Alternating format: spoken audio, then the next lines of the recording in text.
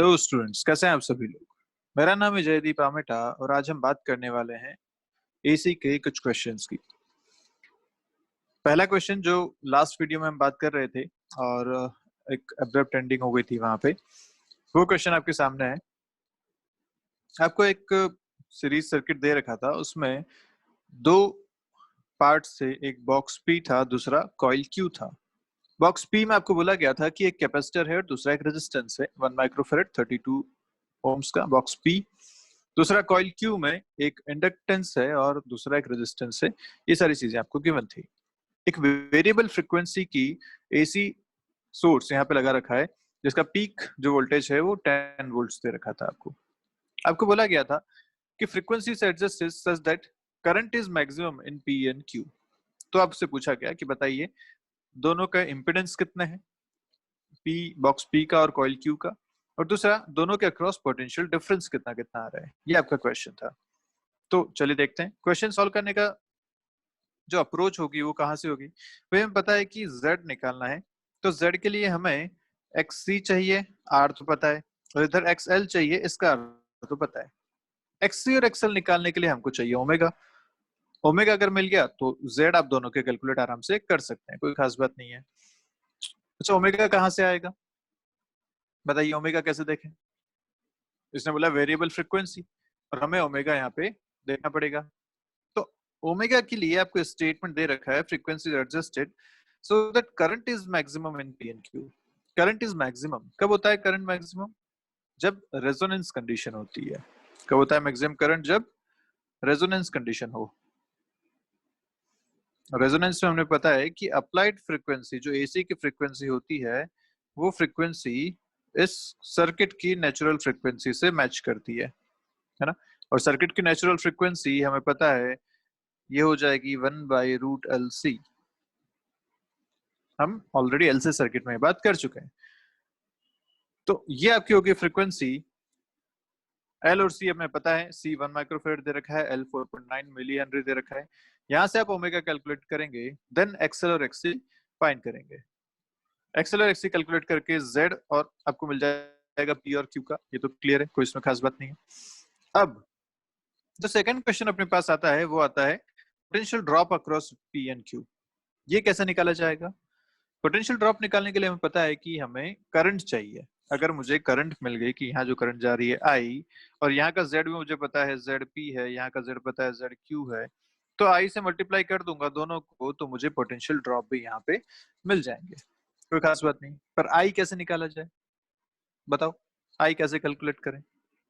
सोचो जरा सा। अब वो भी तो यही दे रखा है इन्होंने। इन्होंने बोला कि current is maximum. Current maximum मतलब हमने समझ में आ गया रेजोनेंस कंडीशन होती है। तो रेजोनेंस पे एक बात तो आपने कर ली कि frequency is equal to 1/√LC, omega equal to 1/√LC। दूसरी बात जो रेजोनेंस पे होती है वो होती है XL इक्वल टू XC। अब इसका मतलब ये कि Z इक्वल टू होता है सीधा सीधा R के बराबर। तो टोटल सर्किट का जो Z है वो R के बराबर है। यहाँ पे अगर R देखो तो 32 ओम इस तरफ है, 68 ओम इस तरफ है, तो R equivalent for the Z आपका हो जाएगा 32 + 68 व्हिच इज 100 ओम्स। R मिल गया, आप I निकाल सकते हैं। I max equal to E0/R equivalent, क्योंकि मैक्सिमम करंट ही आपको चाहिए, रेजोनेंस की बात है, और E0 वो भी आपको पीक वैल्यू दे ही रखी है, तो आप आराम से निकाल सकते हैं। 10/100 1/10 एम्पियर्स। तो आपको आई मिल गया जो सर्किट में फ्लो करेगा उस फ्रीक्वेंसी पे। आई के बाद जेड आप ऑलरेडी निकाल चुके हैं, आप पोटेंशियल डिफरेंस भी आराम से कैलकुलेट कर सकते हैं। क्लियर है बात? तो क्वेश्चन में सॉल्व नहीं कर रहा पूरा, ये आपके लिए है। मैं आपको बस वैल्यूज बताता हूँ। जो ओमेगा आप सॉल्व करेंगे उसकी वैल्यू आएगी 10⁵ रेडियन पर सेकेंड। उसके बाद जब आप जेड कैलकुलेट करेंगे तो जो जेड पी आ रहा है, जेड पी आपको मिल रहा है वो आ रहा है 77 ओम के आसपास, और जो जेड क्यू आ रहा है वो आएगा लगभग 97.6 ओम्स के आसपास। और करंट आपको मिल ही चुका है, तो बस इससे आपको पोटेंशियल ड्रॉप भी मिल जाएंगे दोनों के। ठीक है, करंट 1/10 है, पोटेंशियल ड्रॉप भी आ जाएंगे 7.7 और 9.76 वोल्ट्स के बराबर। चलिए तो ये हो गया क्वेश्चन जो हमारा उस टाइम रह गया था। आगे बढ़ते हैं, हम बात करते हैं कुछ छोटे छोटे टॉपिक्स की। टॉपिक्स रिलेटेड तो हैं ईएमआई से, इलेक्ट्रोमैग्नेटिक इंडक्शन, जो हमने इससे पिछला चैप्टर पढ़ा था, लेकिन हम उसको एसी के बाद पढ़ रहे हैं क्योंकि उसमें ट्रांसफॉर्मर भी एक टॉपिक है जो एसी पे ही काम करता है। तो दोनों को रिलेट करते हुए जल्दी से पढ़ लेते हैं। ईएमआई पे मेजोरिटी पोर्शन उसका ईएमआई से रहेगा, एसी के बाद हम पढ़ते हैं क्योंकि अब एसी हम समझ चुके हैं कि क्या होता है। ठीक है, तो चलिए फर्स्ट इसमें जो हमारा छोटा सा टॉपिक है वो है एडी करंट्स। अब ये एडी करंट्स क्या होते हैं, है ना, तो लिख लेते हैं सबसे पहले।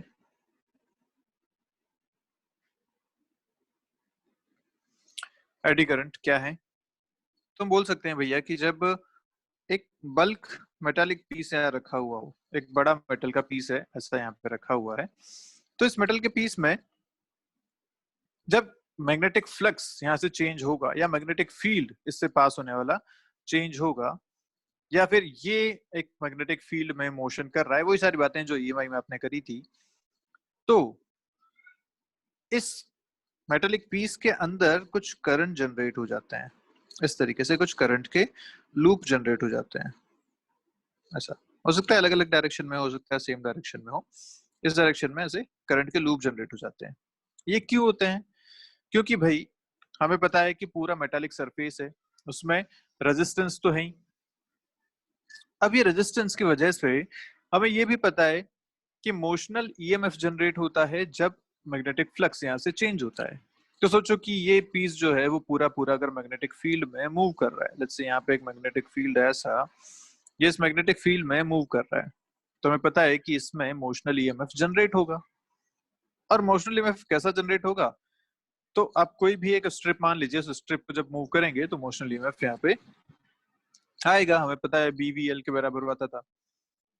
अब सोचिए कि इस पूरे में बहुत सारे ईएमएफ जनरेट हो गए, बहुत सारे स्ट्रिप्स पे, पूरे में रेजिस्टेंसेस भी हैं, रेजिस्टेंस है, ईएमएफ जनरेट हुआ, तो क्या करंट फ्लो हो सकता है? बिल्कुल होता है। और वो करंट ऐसा फ्लो होता है कि वो अपना पाथ अपने आप निकाल लेता है लोएस्ट रेजिस्टेंस के हिसाब से। करंट हमेशा सबसे मिनिमम रेजिस्टेंस की तरफ फ्लो करता है, तो वो यहाँ पे अपना पाथ खुद बना लेता है मिनिमम रेजिस्टेंस के अकॉर्डिंग। रेजिस्टेंस ऑब्वियसली उनका जो स्ट्रक्चर है उसके हिसाब से होगा, तो उसके हिसाब से यहाँ हमेशा सर्कुलर करंट्स यहाँ पे बनने लगते हैं। इन सर्कुलर करंट्स को कहते हैं एडी करंट्स। क्या कहते हैं? Eddy currents. और ये करंट्स काफी बड़े होते हैं, बड़े मतलब मैग्नीट्यूड में ज्यादा होते हैं, क्योंकि अभी मैंने बोला कि ये मिनिमम रेजिस्टेंस वाले पाथ को ट्रेस करते हैं, तो इसकी वजह से मैग्नीट्यूड में ज्यादा होते हैं। और क्योंकि ये उस ईएमएफ से जनरेट हुए हैं जो इंड्यूस हुआ है इसके मोशन की वजह से, और वो कैसा होता था, हमेशा हम पढ़ चुके हैं लेंज लॉ से, क्या होता था, वो हमेशा अपोज करता है अपने ही किसको, जिसने उसे प्रोड्यूस किया है। तो यहाँ पे मोशनल ईएमएफ क्यों आया होगा? क्योंकि इसका मोशन था। तो सोचिए मोशनल ईएमएफ उसको अपोज करता हुआ आया होगा, तो जो एडी करंट्स आते हैं उनकी वजह से जो फोर्स आता है वो भी अपोज करता हुआ आता है। तो मतलब अगर मैं ऐसा बोलूं कि इस ब्लॉक को अगर मैं एक पेंडुलम जैसा बना लूं, ये ऐसा ब्लॉक है, ठीक है, इसको मैंने यहाँ पे बांध रखा है इस तरीके से, और मैं इस मैग्नेटिक फील्ड में, यहाँ पूरे मैग्नेटिक फील्ड है, इसको रिलीज करता हूँ। क्या करता हूँ? इसको रिलीज करता हूँ। तो जैसे रिलीज करूंगा तो इसकी वेलोसिटी है इस तरफ, इस पे फोर्स लगेगा अपोजिट डायरेक्शन में because of these eddy currents. Clear है बात? तो इसमें जो करंट फ्लो होगा वो ऐसा होगा, और हमें पता है कि जो फोर्स लगता है वो कैसा लगता है, आई एल क्रॉस बी, ऐसा एक फोर्स होता है। तो उस डायरेक्शन में फोर्स लगने लगेगा इसको अपोज करते हुए। ऐसे ही जब ये यहाँ पहुंचेगा, यहाँ पहुंच के इसमें जो करंट की डायरेक्शन हो जाएगी वो हो जाएगी कि फोर्स इस डायरेक्शन में अपोज करे, क्योंकि अब इसकी वेलोसिटी ऐसी है, तो करंट की डायरेक्शन अब उल्टी हो जाएगी। क्लियर है? तो एडी करंट्स किस वजह से आए? एक ब्लॉक में आते हैं हमेशा, अगर मेटालिक ब्लॉक रखा हुआ है उसकी वजह उसमें आते हैं। क्यों? क्योंकि उसमें मोशन की वजह से मोशनल ईएमएफ जनरेट होता है अलग अलग स्ट्रिप्स पे। उस ईएमएफ की वजह से इसमें एक करंट प्रोड्यूस होता है, क्योंकि बड़े ब्लॉक में पाथ बनाना आसान होता है, करंट अपना पाथ आसानी से चूज कर लेता है। तो ये हैं एडी करंट्स। अब इनका इनकी वजह से लॉसेस होते हैं। क्यों लॉसेस होते हैं? क्योंकि भाई ये करंट तो प्रोड्यूस हो गया, ये आई तो प्रोड्यूस हो गया, पर सोचो क्योंकि रेजिस्टेंस है, क्या आई स्क्वायर आर हीट लॉस यहाँ पे होगा? मेटालिक ब्लॉक है, उसमें रेजिस्टेंस भी है और करंट भी चल रहा है, तो वो गर्म हो जाएगा, हीट लॉस उसमें होगा। और ये हीट लॉस कहाँ से आएगा? तो अगर मैं ये एग्जांपल लेता हूँ जिसमें आपने इसको एक पेंडुलम की तरह स्विंग कर रहे हैं, तो धीरे धीरे इसकी काइनेटिक एनर्जी जो है वो कम होती जाएगी, क्योंकि वो काइनेटिक एनर्जी धीरे धीरे हीट में कन्वर्ट होती जा रही है। तो कोई ना कोई इसके पास जो ऑलरेडी एनर्जी है, उस एनर्जी को ये हीट में कन्वर्ट करेगा, मतलब यहाँ पे एनर्जी का लॉस होगा। तो एडी करंट से लॉसेस होते हैं, बिल्कुल ठीक बात है, पर इसके कुछ यूज भी है। यूज क्या है? एक तो जो आप इंडक्शन प्लेट अपने घर पे देखते हो, वो पूरा पूरा एडी करंट्स पे ही काम करता है। मैग्नेटिक इंडक्शन जो है वो यही काम है। प्लेट में जो अंदर मेटालिक सरफेस है, या जो जिसमें आप अपना बर्तन रखते हैं, जिस जो मेटालिक सरफेस आप रखते हैं उस पे, उसमें वो एडी करंट जनरेट करता है, उसकी वजह से वहां पे हीट प्रोड्यूस होती है। एक बात तो ये। दूसरा देखो कि ये अपोज कर रहा है इसके मोशन को, है ना? मोशन को अपोज कर रहा है, मतलब ये ब्रेकिंग सिस्टम में काम आ सकता है। तो इलेक्ट्रिक ट्रेन्स जो होती हैं, उन पे ब्रेक लगाने के लिए ये का यूज होता है, एडी करंट्स का यूज होता है। तो इसके यूज तो हैं, पर ये हीट लॉस भी करता है। अब कैसे हीट लॉस? तो मैं बोलूँ ट्रांसफॉर्मर जो है, ट्रांसफॉर्मर क्या होता है भैया? पूरा पूरा मेटालिक बॉडी होती है। अब उस मेटालिक बॉडी में अगर आप, मैग्नेटिक फ्लक्स भी वहां पे है ही, क्योंकि बड़े बड़े करंट्स वहां पे प्रोड्यूस हो रहे हैं, तो मैग्नेटिक फ्लक्स अगर चेंज हो रहा है उस ट्रांसफॉर्मर से, तो वहां एडी करंट्स भी आएंगे, और एडी करंट्स आएंगे तो बहुत हीट लॉस होगा। उसे कैसे कम किया जाए? उस हीट लॉस को, उस एडी करंट्स को कैसे कम किया जाए? तो वो किया जाता है बाय मेकिंग फिन्स या स्ट्रिप्स, आप इसको बोल सकते हैं, कि हम इस पूरे एक ब्लॉक को ऐसा स्ट्रिप्स में बना देते हैं। हम क्या करते हैं, ये जो पूरा ब्लॉक है इसे ऐसा बना देते हैं, इसको अलग अलग स्ट्रिप्स में बना दिया, ऐसा। इसकी वजह से क्या हुआ कि जो एडी करंट पहले आराम से अपना पाथ यहाँ पे ढूंढ पा रहा था, जो सर्कुलर पाथ आराम से बना पा रहा था, अब क्योंकि ये स्ट्रिप्स बन गई हैं, तो अब वो सर्कुलर पाथ तो बनेगा, लेकिन बहुत छोटे छोटे बनेंगे। ऐसे पूरे ऑब्जेक्ट में वो एक साथ तो नहीं घूम पाएगा, बड़ा करंट नहीं प्रोड्यूस कर पाएगा। और जब बड़ा करंट नहीं प्रोड्यूस कर पा रहा है, तो मतलब लॉसेस तो हैं, लेकिन अब लॉसेस को हमने कम कर दिया है by minimizing the current. Clear है? तो ये इसका तरीका है एडी करंट की लॉस को कम करने का। हम क्या करते हैं, इसमें स्लॉट्स बना देते हैं, तो वो उस पाथ को, कंडक्टिंग पाथ को इंटरसेप्ट कर देते हैं, जिससे कि इंड्यूस्ड करंट का जो मैग्नीट्यूड है, जो एडी करंट का मैग्नीट्यूड है, वो कम हो जाता है। क्लियर है? एक तरीका तो ये है कि आप स्लॉट्स बना लीजिए। दूसरा तरीका ये कि जो ऑब्जेक्ट की मोटाई है, उस मोटाई को पूरा मेटालिक ना बना के हम मेटल नॉन मेटल की ऐसे लेयर्स बना देते हैं, कि एक पतली लेयर मेटल की बनाई, उसके नीचे एक लेयर नॉन मेटल की, फिर एक मेटल की लेयर, फिर एक नॉन मेटल की लेयर। तो उससे क्या होता है कि जो एडी करंट्स आते हैं वो उस शीट पे तो रहेंगे, लेकिन वो डेप्थ में नहीं जा पाएंगे, क्योंकि नीचे तो नॉन मेटल है। जब नॉन मेटल है तो एडी करंट्स बहुत ज्यादा नहीं हो पाएंगे, कम ही रहेंगे। तो एडी करंट की लॉस को आप जीरो नहीं कर सकते कभी भी ना, लेकिन आप उसको मिनिमम कर सकते हैं by making these changes. Slots बना सकते हैं, या ऑल्टरनेट मेटल नॉन मेटल की शीट्स, लेयर्स आप बना सकते हैं किसी ऑब्जेक्ट को बनाने के लिए। क्लियर है सारी बातें? पक्की बात? चलिए, नेक्स्ट अपना जो इसमें टॉपिक है छोटा सा, वो है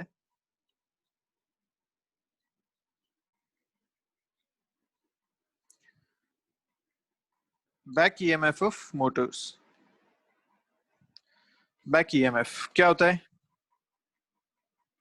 नाम से समझ में आ रहा है कि मोटर मतलब जो इलेक्ट्रिकल एनर्जी को मैकेनिकल एनर्जी में कन्वर्ट करती है, ऐसा ही होता है। कोई मोटर क्या होता है, जिसको आप इलेक्ट्रिसिटी से कनेक्ट करो तो वो घूमने लगेगी, इसको बोलते हैं मोटर। और उस पे आगे आप अगर लोड कनेक्ट कर दो, तो जो भी आप काम उससे करवाना चाह रहे हो वो काम करेगी। आप कटिंग करना चाह रहे हो, आप उसको पंप बनाना चाह रहे हो, जो भी आप करना चाह रहे हैं, मोटर मतलब एक इलेक्ट्रिकल एनर्जी को कन्वर्ट कर रही है मैकेनिकल एनर्जी में। ठीक है? अब इसमें बैक ईएमएफ की बात क्या है? तो मोटर जो घूमती है, मोटर के अंदर भी ऐसे परमानेंट मैग्नेट्स होते हैं और उसके बीच में एक कॉइल घूमती है। इस कॉइल पे आपने ऐसे एक बना लिया, आयरन का, सॉफ्ट आयरन की कोर होती है, उसके ऊपर वायर्स वाउंड होते हैं। तो ये वायर जिसको आप पूरा कॉइल कहते हैं, ये कॉइल इसके अंदर बीच में घूम रही है। अब इस कॉइल के घूमने से क्या होता है कि भाई मैग्नेटिक पोल्स के बीच में या मैग्नेटिक फील्ड के बीच में अगर एक करंट कैरिंग कॉइल घूम रही है तो क्या इसकी वजह से यहाँ पे एक इंड्यूस्ड ईएमएफ आएगा? यस। क्यों आएगा? क्योंकि फ्लक्स लगातार चेंज हो रहा है इस कॉइल से, और जो फ्लक्स चेंज होता है उसकी वजह से यहाँ पे एक इंड्यूस्ड ईएमएफ आता है। उस इंड्यूस्ड ईएमएफ को कहते हैं बैक ईएमएफ। क्या कहते हैं? Back EMF. तो आप सोचिए कि इंड्यूस्ड ईएमएफ अगर आया, मान लीजिए स्मॉल ई, और आपने जो बाहर से सोर्स लगा रखा है वो है कैपिटल ई, सोर्स जो है वो है कैपिटल ई, इंड्यूस्ड ईएमएफ जो आया मान लीजिए स्मॉल ई, तो हम कह सकते हैं कि यहाँ पे जो करंट इसमें चलेगा वो एक्चुअली चलेगा E minus E by are. क्यों ऐसा? क्योंकि इंड्यूस्ड ईएमएफ हमेशा अपोज करता है, तो जो अपोजिशन आएगा वो आएगा ई स्मॉल ई के बराबर। नेट ईएमएफ जो हमें यहाँ मिलने वाला है वो बनेगा capital E minus small E by R, मतलब applied minus induced by resistance, ये अपने को मिलेगा नेट करंट इस कॉइल में। तो हम देख पा रहे हैं कि करंट जो है वो कम हो जाता है। और हमें एक बात और पता है कि ये जो इंड्यूस्ड ईएमएफ आता है ये इसकी ओमेगा पे डिपेंड करता है। ये बात हम कर चुके हैं ऑलरेडी, जब हमने इमोशनल ईएमएफ पढ़ा था रोटेशन वाला, तब हमने बात करी थी ओमेगा पे डिपेंड कर रहा था ये। तो भाई अगर ये ओमेगा पे भी डिपेंड कर रहा है तो सोचो जितनी तेज मोटर घूमेगी उतना ही ज्यादा इंड्यूस्ड ईएमएफ यहाँ पे प्रोड्यूस होगा और उतना ही करंट कम हो जाएगा। ये बात क्लियर है? और अगर जब ये रेस्ट से बात शुरू हो रही है, मोटर अगर हमने बंद थी ये शुरू कर रहे हैं से, तो जब रेस्ट से शुरू हो रही है तो ओमेगा तो उसका 0 है या मिनिमम है, तो ई बहुत कम होता है, करंट उस टाइम पे सबसे ज्यादा होता है। तो ये सारी बातें एक मोटर के केस में, बैक ईएमएफ के केस में आपको जस्ट नॉलेज में रखनी है कि भाई इसमें एक इंड्यूस्ड ईएमएफ प्रोड्यूस होता है। उस इंड्यूस्ड ईएमएफ की जो वैल्यू होती है वो ओमेगा पे सीधे सीधे डिपेंड करती है। जितना ज्यादा ओमेगा होगा इंड्यूस्ड ईएमएफ उतना ही ज्यादा होगा, और जितना ज्यादा इंड्यूस्ड ईएमएफ होगा नेट ईएमएफ वहां जो है वो कम मिलेगा, capital E minus small E by R. इसकी वजह से करंट भी कम होता जाएगा। तो सोचो कि जब मोटर फ्रीली घूमती है तो ओमेगा बहुत ज्यादा होता है, ओमेगा बहुत ज्यादा होता है तो करंट उसका बहुत कम होता है। तो आपने जैसे उस पर लोड कनेक्ट कर लिया, लोड कनेक्ट करते ही उसका जो ओमेगा है वो सिग्निफिकेंटली डिक्रीज हो जाता है। ओमेगा डिक्रीज हुआ तो इंड्यूस्ड ईएमएफ जो बैक ईएमएफ आ रहा है वो भी डिक्रीज हुआ, करंट इंक्रीज हो गया, और वो करंट इंक्रीज होने से जो पावर एक्स्ट्रा वहां पे प्रोड्यूस हुई वो पावर फाइनली लोड को ट्रांसफर होती है। ये इसका काम होता है। क्लियर है? तो बैक ईएमएफ यस प्रोड्यूस होता है, किस में प्रोड्यूस होता है? एक मोटर में प्रोड्यूस होता है। क्यों होता है? क्योंकि मोटर के अंदर जो कॉइल है वो भी मैग्नेट्स के बीच में घूमती है, और उसकी वजह से वहां पे एक इंड्यूस्ड ईएमएफ आता है। उसी इंड्यूस्ड ईएमएफ को बैक ईएमएफ कहा जाता है। क्लियर है बात? चलिए, ये बैक ईएमएफ सीधा सीधा प्रोपोर्शनल होता है या डिपेंड करता है ओमेगा पे। जितना ज्यादा ओमेगा उतना ज्यादा बैक ईएमएफ, उतना ही कम करंट इन द सर्किट या द मोटर। ठीक है? इसका जो उल्टा होता है मोटर का, वो होता है इलेक्ट्रिक जनरेटर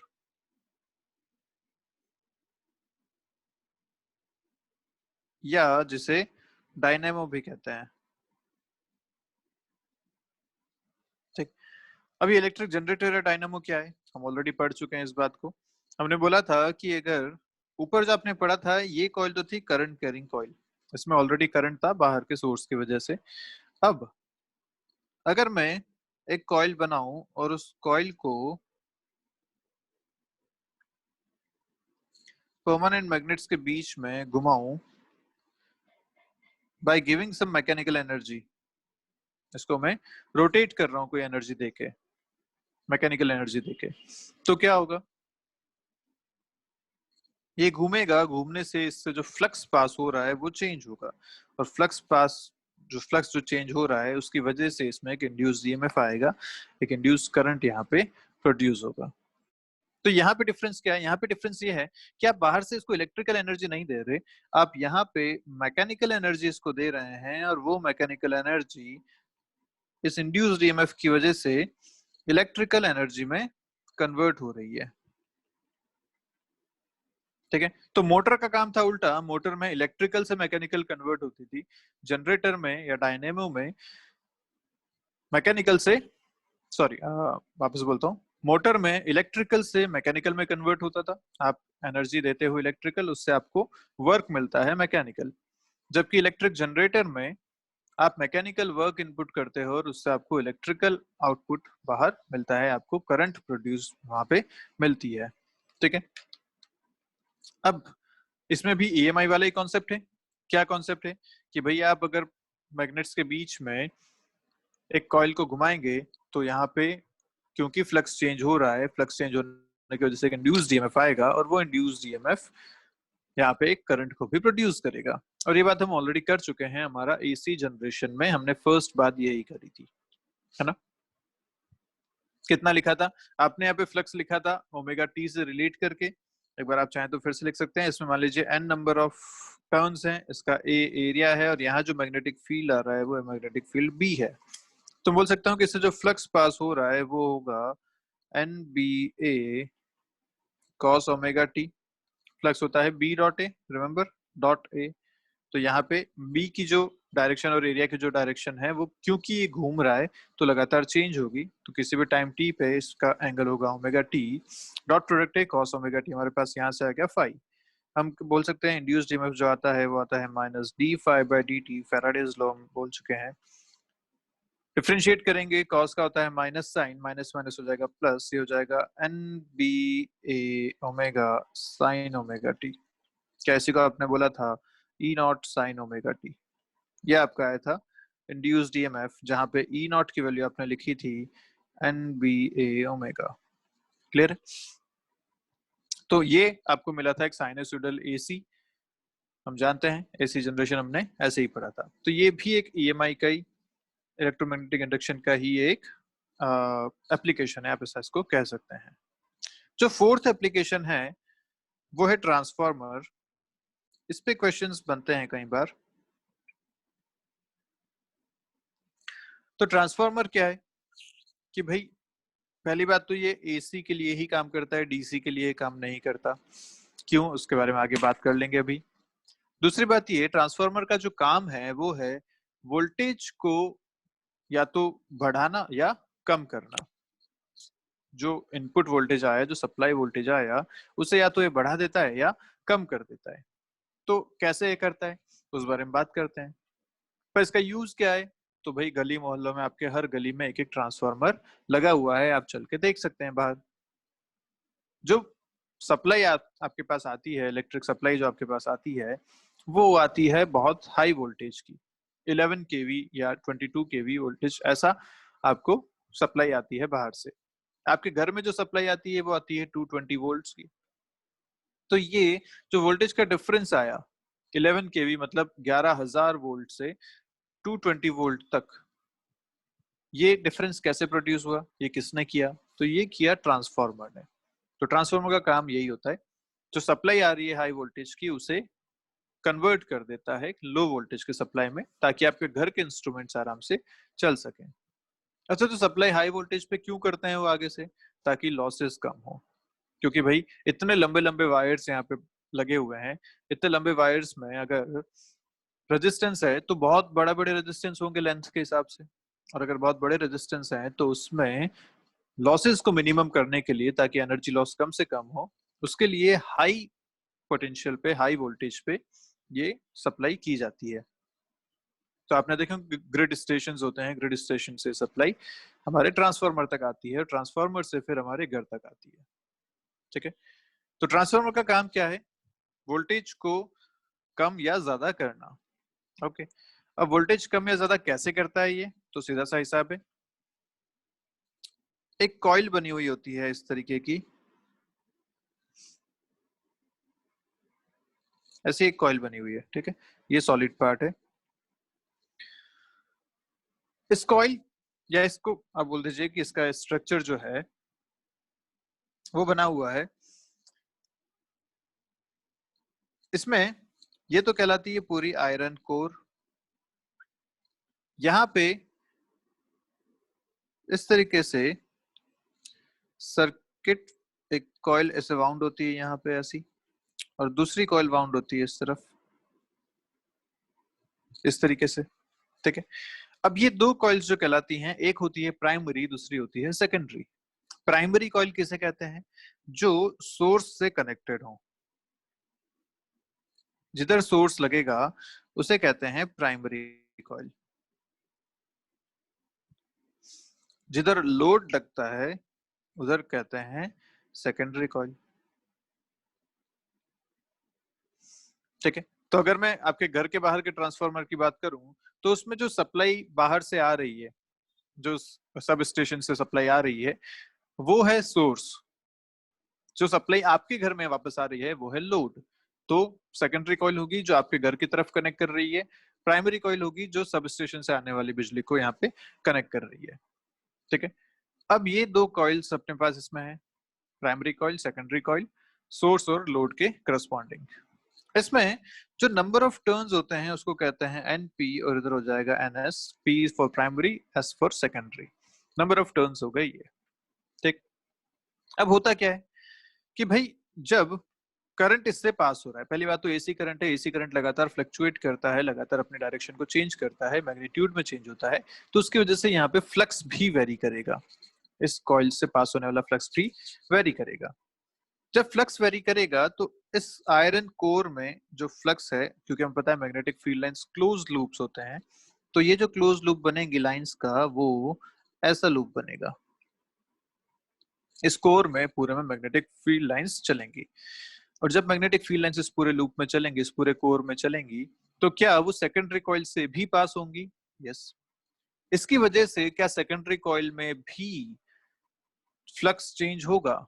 यस। उसमें कोई डायरेक्ट करंट नहीं है, करंट तो यहाँ पे है, जो सोर्स करंट है वो तो बस यहीं पे है। लेकिन क्या इस करंट की वजह से, इस प्राइमरी करंट की वजह से जो यहाँ पे फ्लक्स चेंज हो रहा है, फाई पी जिसको मैं लिख सकता हूँ, उस चेंज इन फ्लक्स की वजह से क्या सेकेंडरी में भी फ्लक्स चेंज हो रहा है? यस। और क्या जहां कॉइल से फ्लक्स चेंज होता है वहां इंड्यूस्ड ईएमएफ या इंड्यूस्ड करंट प्रोड्यूस होता है? बिल्कुल होता है। इस वजह से यहाँ पे एक इंड्यूस्ड ईएमएफ आएगा, तो इसको हम बोलेंगे ई सेकेंडरी। ये था अगर ई प्राइमरी। आप कैपिटल ई भी लिख सकते हैं जो हम अभी तक लिखते आ रहे हैं, ई सेकेंडरी और ई प्राइमरी। तो ई प्राइमरी अगर आपने यहाँ पे अप्लाई किया था, उसकी वजह से जो यहाँ चेंज इन फ्लक्स आया, वो चेंज इन फ्लक्स लिंक हुआ इस दूसरी कॉइल से। उस दूसरी कॉइल में कोई करंट ऑलरेडी था नहीं, लेकिन इस चेंज इन फ्लक्स की वजह से वहां पे एक इंड्यूस्ड ईएमएफ प्रोड्यूस हुआ, और उसकी वजह से एक इंड्यूस्ड करंट भी वहां पे प्रोड्यूस्ड होगा। ये चीजें होती हैं एक ट्रांसफार्मर में।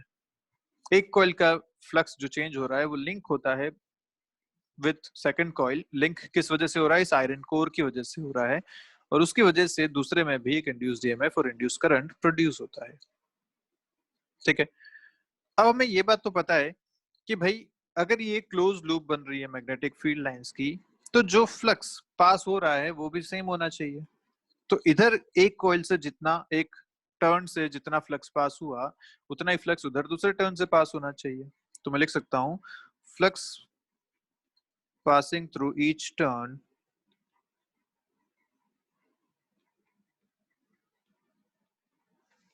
is same, क्योंकि वो एक ही आयरन कोर पे कनेक्टेड है। तो मैं ऐसा बोल सकता हूँ कि इधर अगर टोटल फ्लक्स 5p था, और यहाँ पे अगर नंबर ऑफ टर्न्स np हैं, उधर टोटल फ्लक्स 5s है और नंबर ऑफ टर्न ns है, तो मैं ऐसा लिख सकता हूँ flux passing through each turn is same. अगर मैं इसको डिफ्रेंशिएट करूं तो ये 1/np तो हटाओ, इधर आएगा d5p/dt, और इधर आएगा 1/ns d5s/dt, क्योंकि नंबर ऑफ टर्म्स कांस्टेंट है वो बाहर आ गए। 5 वेरी कर रहा है, उसको डिफरेंशिएट कर लिया। And what is d5/dt? d5/dt is nothing but induced EMF. बस यही आपको यहाँ लिखना है। This is d5/dt is induced EMF in primary by NP equal to induced EMF in secondary by NS। बहुत अच्छा एक रिलेशन यहाँ से आपको मिलता है इंड्यूस्ड ईएमएफ के रेशियो का, which is proportional to number of turns in the coils। Primary में जो इंड्यूस्ड ईएमएफ है वो प्रोपोर्शनल है एनपी के प्राइमरी नंबर ऑफ टर्न्स के, सेकेंडरी वाला सेकेंडरी के। दोनों का रेशियो इस तरीके से लिखा जा सकता है। This is very important relation. Clear है बात? पक्का? दूसरा इसका जो रिलेशन बनता है वो हम कह सकते हैं कि जितना पावर सप्लाई हो रहा है वो तो कांस्टेंट है, तो एक आइडियल ट्रांसफार्मर अगर है तो उसके केस में पावर लॉस होता है 0। और अगर पावर लॉस 0 हो रहा है तो मैं ऐसा बोल सकता हूं ना कि इधर का जो E इंटू आई है फॉर प्राइमरी वो इक्वल होगा E into I for secondary, V I, यही हम लिखते थे, power is V into I. तो प्राइमरी के लिए इक्वल टू सेकेंडरी के लिए, क्योंकि पावर लॉस 0 है, जितनी पावर उधर सोर्स से आ रही है उतनी ही आगे सप्लाई भी हो जा रही है। तो मैं इसको ऐसा लिख सकते हैं EP by ES is equal to IS by IP। और ये EP बाई ES तो अभी हमने लिखा है is equal to NP by NS। Clear है? तो ये आपका एक रिलेशन है इंड्यूस्ड EMF करंट और नंबर ऑफ टर्न्स का इन द कॉइल। बहुत इंपॉर्टेंट रिलेशन है, पर ये रिलेशन ध्यान रखिएगा कब वैलिड है, जब पावर लॉस 0 हो। बाकी ये तो हमेशा वैलिड है, इसमें कोई दिक्कत वाली बात नहीं है। अगर पावर लॉस आपको दे रखा है तो आपको क्वेश्चन उसी हिसाब से करना पड़ेगा। आपको अगर मान लीजिए बोल दिया कि 80% पावर, जो टोटल पावर जो सोर्स से आ रही है उसकी 80% लोड पे सप्लाई हो रही है, तो आपको अब 80% पावर का इक्वेशन यहाँ पे यूज करनी पड़ेगी। ठीक है, तो आप लिखेंगे फिर पावर जो सेकेंडरी कॉइल में जा रही है is equal to 0.8 times power in primary coil. ये आप वहां पे यूज करेंगे। उसके बाद आप करंट का रेशियो यहाँ से देखेंगे। तो ये रेशियो कब वैलिड है, जब पावर 0 है, पावर लॉस 0 है। ठीक है, और ये हमेशा वैलिड है, इसमें कोई दिक्कत वाली बात नहीं है। तो आप EMF और नंबर ऑफ कॉइल्स को तो सीधा सीधा हमेशा रिलेट कर सकते हैं, लेकिन जब करंट से रिलेट करना है तो आपको पावर देखना पड़ेगा कि पावर लॉस कोई वहां पे दिया हुआ तो नहीं है। क्लियर है बात? कर सकते हैं इस टाइप के क्वेश्चन आराम से। ठीक है, अब ट्रांसफार्मर दो टाइप के होते हैं। हमने यहाँ पे लिखा है ऐसा कि EP by ES equal to NP by NS, ये लिखा आपने रेशियो। अगर मैं बोलूं कि if NP is more than NS तो ये क्या हो जाएगा, EP is more than ES।